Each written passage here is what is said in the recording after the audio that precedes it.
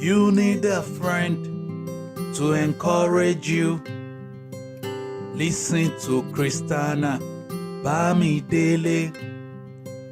Issues of life is disturbing you. Listen to Christiana Bamidele. Be encouraged.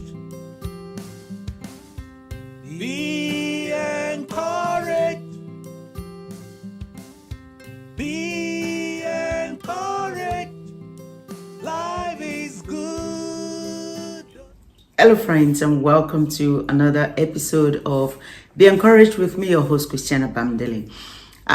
Quickly, now today we're going to be looking at the story of David and Goliath. David and Goliath. Now, first of all, let's see.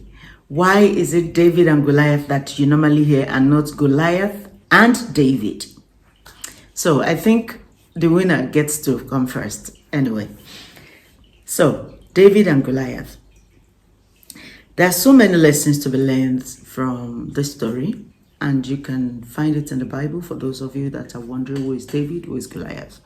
It's a story from the Bible, and there are so many lessons to learn, and I would just like us to look into them. Now, we may not be able to finish them today, but I promise you, if we cannot finish today, definitely we will be looking at it again next week.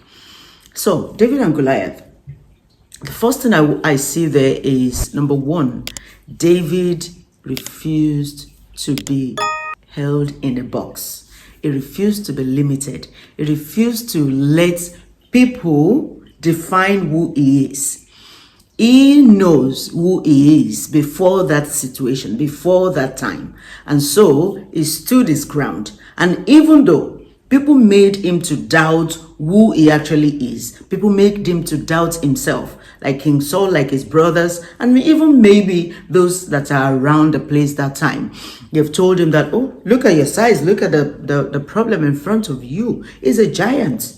He's going to swallow you alive. You know, so many things around him point to the fact that this battle is defeated before you even start it. But he is assured that whatever he believes in is the sure thing, and he held on to that. How many times have you faced situation and you start doubting God? How many times have you faced a slightly difficult situation, not even necessarily so difficult, and then you start to doubt what God has told you, even though you're sure you heard from God, right? But because situations are beginning to look as if, oh, this is a defeat coming, this is depression coming, this is, disappointment coming. And then you start doubting God. You start doubting yourself. You start doubting the fact that the God that has saved you in the past is still alive, and he can do much more than you even expect him to do. You see, one of the things I normally remind myself in my low times is the fact that, listen, Christiana, if God has done this before, he's done this in the past, then he is much more than able to do this one now. Because the God of the past is the God of the present and is the God of the future. Hold on to God. And he has never failed before. He will not start now. I do say this. He has never failed before. He will not start now. Nothing can make him to start failing now. No, it's not possible. Because failure is not one of his characteristics. So he cannot fail. It's not going to fail. It's not possible. All right? So hold on to God. Don't let anything or anyone make you start doubting God or your faith in God.